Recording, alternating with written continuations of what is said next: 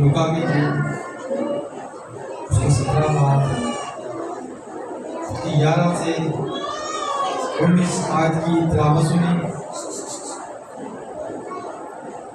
और इस सारे वाक़या में यीशु मसीह 10 कोड़ियों को शिफा देंगे।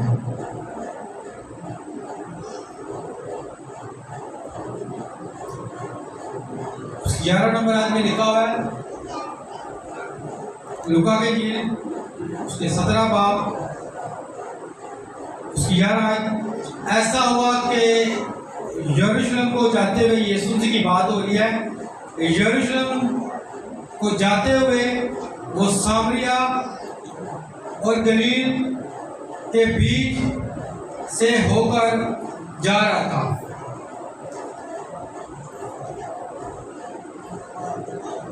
यूहन्ना के इंजील उसका 4 बाब उसकी 4 नंबर आयत में लिखा हुआ है, इसमें भी यीशु मसीह की बात हो रही है। इसमें ये लिखा हुआ है, यूहन्ना की इंजील उसका 4 बाब और उसकी 4 आयत। और उसको सामरिया से होकर जाना जरूर था। लूका की इंजील उसका 17 बाब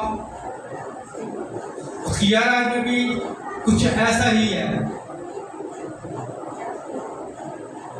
फिर से गौर सुनिएगा। और ऐसा हुआ, यीशु मसीह की बात हो रही है, यरूशलेम को जाते हुए वो सामरिया और गलील के बीच से होकर जा रहा था। कुछ खास बात है, ये यूहन्ना की इंजील 4 बाब 4 आयत में भी लिखा हुआ है कि यीशु मसीह को सामरिया में से जाना जरूर था। क्यों जा रहा था? आगे लिखा है उसकी 12 आयत में, और एक गांव में दाखिल होते वक्त 10 कोड़ी उसको मिली। इसकी बात हो रही है, यीशु मसीह की बात हो रही है।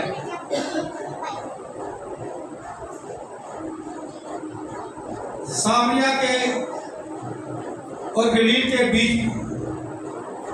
की बात हो रही है। वहां पर एक गांव में, और गांव में कितने कोड़ी यीशु मसीह को मिले हैं? 10 कोड़ी मिले हैं। कह रहे हैं,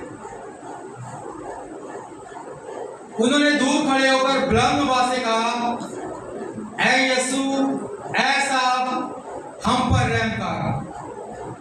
10 कोड़ी यीशु मसीह को मिले हैं सामरिया और गलील के गांव के दरमियान में, और कोड़ी कह रहे हैं, हम पर रहम कर। आगे यीशु का जवाब, उसने उन्हें देखकर, यीशु मसीह ने देखकर कहा, जाओ अपने कई कानों को दिखाओ। और ऐसा हुआ कि वो जाते जाते पाक साफ हो गई।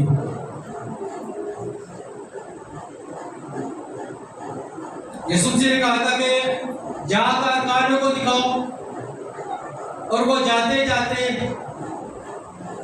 पाक साफ हो गई। आज का जो मजमून है, जिस पर आज हम थोड़ी देर के लिए खुदा के कलाम पर गौर करेंगे, ईमान पर चलना। आज का जो हमारा मजमून है, ईमान पर चलना। यीशु मसीह गांव में जा रहे हैं और रास्ते में 10 कोड़ी मिल गए हैं, और 10 कोड़ी बुलंद आवाज से एक बात कह रहे हैं। 10 की एक ही रिक्वायरमेंट है, एक ही डिमांड है, एक ही अल्फाज है, और सेम अल्फाज है। अल्फाज के हैं, ऐ खुदावन, ऐ यीशु नासरी, ऐ साहब, हम पर रहम कर। ये कोड़ी कह रहे हैं, 10 के 10 ही कोड़ी है। इस सामरिया के गलील के बीच की बात है।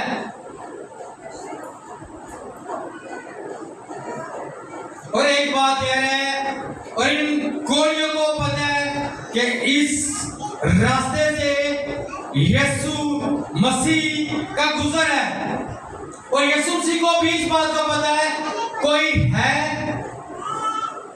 इस इलाके में, इस शहर में जो उसका वेट कर रहे हैं, जो कोड़ी है। और ये कोड़ी क्या कह रहे हैं? ऐसा ऐ यीशु, ऐ खुदा ताला के बेटे, हम पर रहम कर। और ये बुलंद आवाज से कह रहे हैं, चिल्ला रहे हैं। ये कोई इस बात को जानते हैं, इस बात से, क्योंकि इससे पहले भी यीशु मसीह ने एक कोढ़ी को मत्ती की इंजील में जो उसके पास आया था, उसने उसके आगे घुटने टेके थे, उसने कहा था, ऐ अपने दाऊद, ऐ यीशु, मैं तेरी मिन्नत करता हूं, अगर तू चाहे तो मुझे भाग साफ कर देता है। और यीशु मसीह ने उसे कहा, कोई शख्स को, कि मैं चाहता हूं कि तू भाग साफ हो जा। ये बात इन 10 कोढ़ियों को पता थी कि यीशु मसीह ने इससे पहले भी एक कोढ़ी को पाक साफ किया था और ये 10 कोढ़ी इस बात को जानते थे।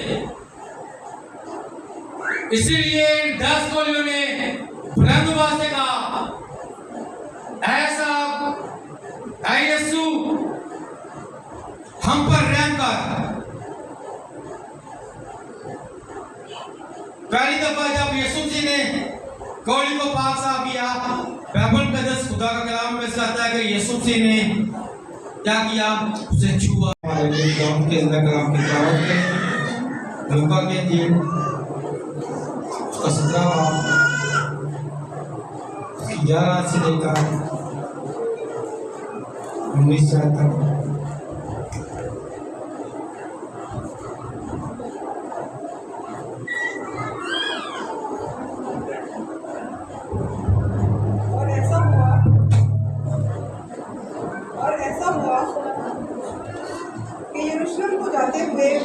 वो सामरिया और गलील के बीच से होकर जा रहा था और एक गांव में दाखिल होते वक्त 10 कोढ़ी उसको मिले।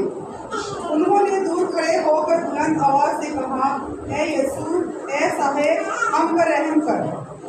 उसने उन्हें देखकर कहा, अपने तय कानों को दिखाओ। और ऐसा हुआ कि वो जाते जाते पाक साफ हो गए। फिर उनमें से एक ये देखकर कि मैं शिफा पा गया, बुलंद आवाज से खुदा की तमजीद करता हुआ लौटा और मुंह के बल यीशु के पांव पर गिरकर उसका शुक्र करने लगा और वो सामरी था। यीशु ने जवाब में कहा, क्या 10 पाक साफ ना हुए? फिर वो 9 कहाँ हैं? क्या इस परदेसी के सिवा और ना निकले जो लौट कर खुदा की तमजीद कर दे? पर फिर उसने उसे कहा, उठकर चला जा, तेरे ईमान ने तुझे अच्छा किया। पाक कलाम के पढ़े और सुनने को दाऊद की बरकत।